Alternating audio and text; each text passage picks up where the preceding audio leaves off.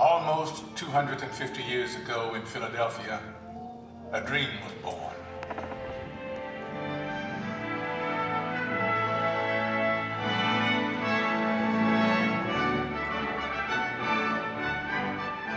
In a time of emperors and kings, it was an astounding revolutionary dream that we, the people, should choose our own leaders, that they should be one of us.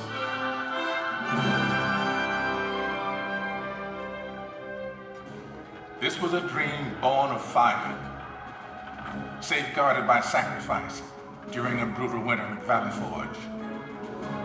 Yet it was a dream that was almost over before it had truly begun. The war for independence had left the American colonies bankrupt. Leaders argued, unpaid troops rebelled, and some even cried out for a return to monarchy and for General George Washington to be crowned King of America. But the man who had led an army of farmers to victory over the mighty British Empire made it clear that the only title he desired was citizen of the United States of America. I am at a loss to conceive what part of my conduct could have given encouragement to an idea which to me seems the greatest mischief that can befall our country. If you have any regard for yourself, banish these thoughts from your mind. But when the new nation finally adopted its constitution, and it came time to elect its first president, there were no doubts about who that president should be. Only he had such doubts. I fear my countrymen will expect too much of me. I walk on untrodden ground. There is scarcely any part of my conduct which may not hereafter be drawn into precedent. In the end, Washington set the most important precedent of all. The man who could have been king stepped down after 2 terms in office and took his place again amongst the people. By insisting that he was, above all other things, one of us, he made it possible for any of us to dream of serving the nation in its highest office. And one day, sure enough, it came to pass that a man who wasn't an aristocrat aspired to the office of president. Andrew Jackson was a battle-forged frontiersman, and according to his predecessor, President John Quincy Adams, a barbarian who cannot write a sentence of grammar and can hardly spell his own name. To which Jackson merely replied, "It's a damn poor mind indeed that can't think of at least 2 ways to spell a word." He may have lacked a formal education, but he was tough and brilliant. Just the ticket for a new nation of Americans struggling to turn a dream into an enduring reality. They swept Jackson into office by a landslide, and then descended on his inauguration, determined to shake his hand in person. Why, 20,000 country people shoved to get in the door, track their muddy boots across the carpet. And my dear, they would be here still if we hadn't placed tubs of punch out on the lawn. Washington's elite fumed, but Jackson loved it, for these were his people. He was proud to be one of us. I do not forget that the planter, the farmer, the mechanic, and the laborer form the great body of the people of the United States. They are the bone and sinew of this country. But Andrew Jackson would wage a mighty struggle to hold that great body of people together. State by state, a monstrous injustice that had haunted the country since its beginning was now tearing it apart.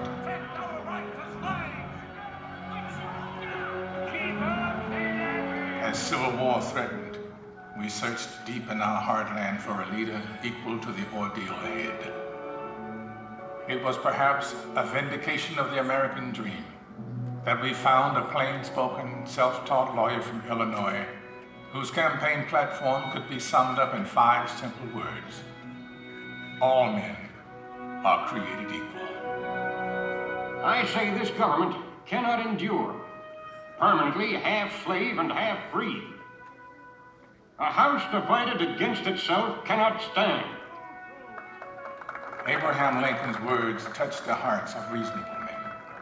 And in 1860, we sent him to Washington, where he would face the hardest task that any American president would ever face. I know there is a God, and that he hates injustice and slavery. I see the storm coming. I know his hand is in it. If he has a place, work for me. And I think he has. I believe I'm ready. I am nothing. But truth is everything. And with God's help, I shall not fail.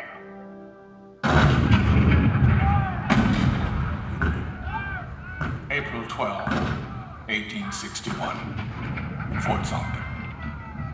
The cannon spoke for war, bitter, violent, and devastating.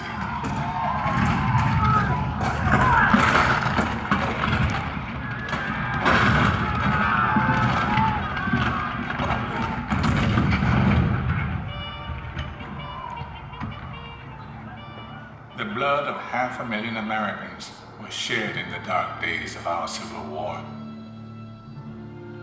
But as the sun rose on a cold November day in 1863, thousands of Americans gathered on the battlefield in Gettysburg to hear President Abraham Lincoln give meaning to our sacrifice.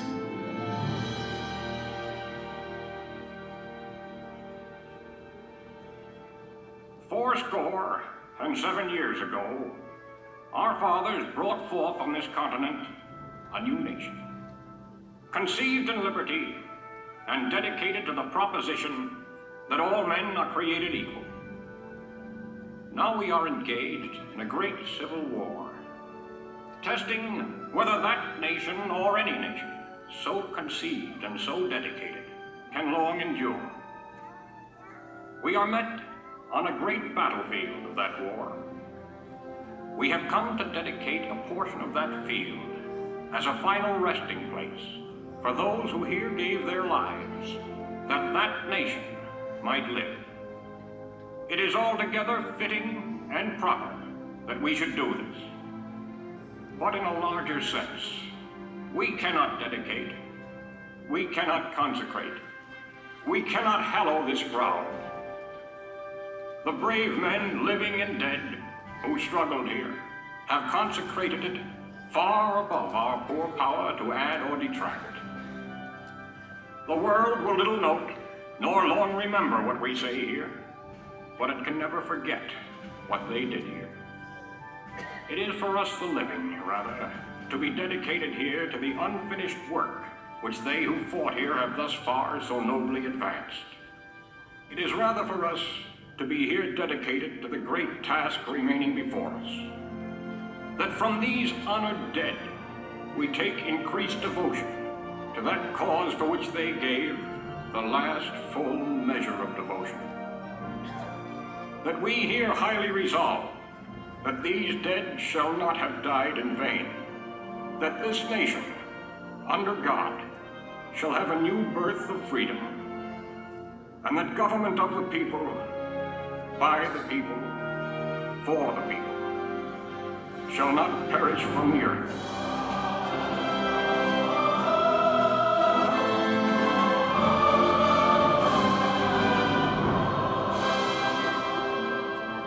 This nation did have a new birth of freedom. And as our frontiers pushed west, we looked for new leaders that embodied our bold new spirit. Leaders like Theodore Roosevelt, born to wealth and privilege, but imbued with the spirit of the American frontier. He rode with cowboys and led his rough riders up San Juan Hill during the Spanish-American War. This kind-hearted, tough guy fought against monopolies and for the working class. We called him Teddy. Anything else would have been far too formal.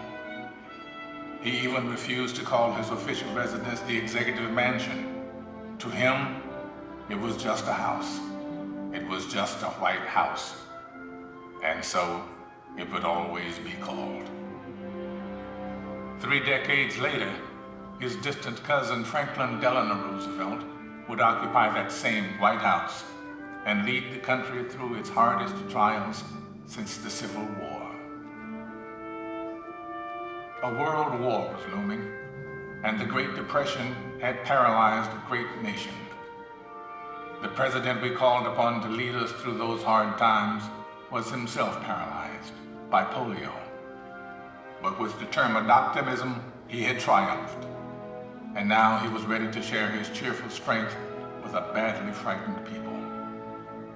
During FDR's fireside chats on the radio, entire cities came to a standstill and listened. Of the people themselves. Let us unite in banishing fear. Together, we cannot fail. In a calm and reassuring voice, he called out to America, and America answered back. We're just modest, middle-class people having lost what little we have. My savings are tied up in a closed bank. I believe that you will guide us through these dark Protect us days. from that conflict in Europe, dear President. And I expect to be in service shortly. Now we know we are not fighting alone. I feel that at last we can hope. With that hope, we began to believe in the future again. FDR had reminded us of the power of the American dream. 16 years later, America's youngest elected president once again called upon the power of the people to change the world. Let the word go forth from this time and place to friend and foe alike that the torch has been passed to a new generation of Americans. John F. Kennedy's stirring words ushered in a historic decade of civic activism, in which ordinary Americans struggled to right old wrongs and chart new frontiers of possibility.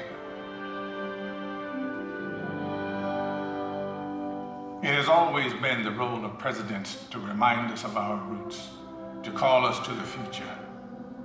In their best moments, they speak words that are already there in our hearts, especially in times of tragedy.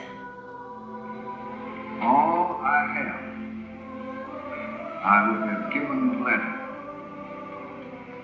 not to be standing here today. We mourn 7 heroes.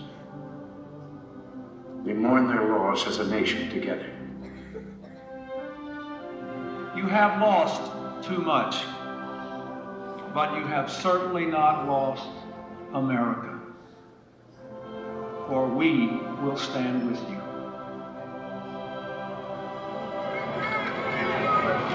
I can hear you!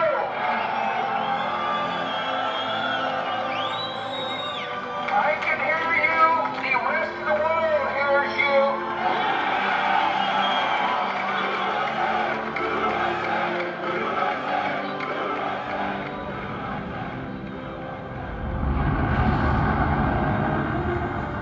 Nothing ends here.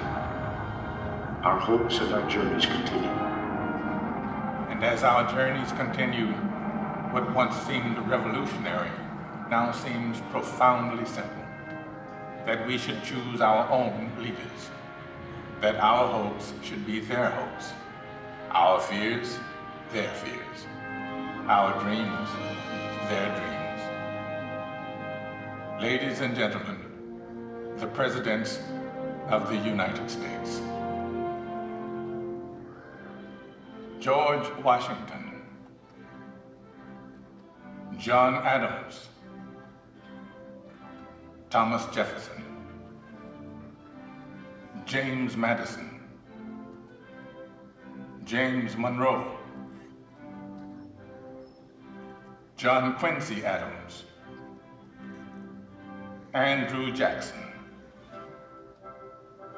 Martin Van Buren, William Henry Harrison, John Tyler, James K. Polk, Zachary Taylor, Millard Fillmore, Franklin Pierce, James Buchanan, Abraham Lincoln, Andrew Johnson, Ulysses S. Grant, Rutherford B. Hayes, James A. Garfield, Chester A. Arthur, Grover Cleveland, Benjamin Harrison, William McKinley, Theodore Roosevelt, William Howard Taft, Woodrow Wilson, Warren G. Harding, Calvin Coolidge, Herbert Hoover, Franklin D. Roosevelt, Harry S. Truman, Dwight D. Eisenhower, John F. Kennedy, Lyndon B. Johnson, Richard M. Nixon, Gerald R. Ford, Jimmy Carter, Ronald Reagan, George Bush, Bill Clinton, George W. Bush. And now we come to the present, a present that is rooted in our past. For all of liberty's leaders have one thing in common, one trust they all accepted. My fellow citizens, no event could have filled me with greater anxieties than that notification on the 14th day of April, 1789, that you had selected me to lead our nation. But it was with the confidence of my fellow citizens that I took an oath. 35 simple words that have been repeated by every American president throughout history. As long as that oath is taken and solemnly fulfilled, the American dream will endure. I, Barack Hussein Obama, do solemnly swear that I will faithfully execute the office of President of the United States and will, to the best of my ability, preserve, protect, and defend the Constitution of the United States, so help me God. Ladies and gentlemen, President Barack Obama. The American dream is as old as our founding, but as timeless as our hopes. It is reborn every day in the heart of every child who wakes up in a land of limitless possibilities, in a country where we the people means all the people. We may come from different places and believe different things, but what makes us American is a shared spirit, a spirit of courage and determination, of kindness and generosity. It is a spirit grounded in the wisdom of the generations that have gone before us, but open to the unimagined discoveries and possibilities on the horizon that lies ahead. Let us enjoy it, cherish it, defend it, and pass it on to our children as the bright and beautiful blessing it is. This enduring American dream.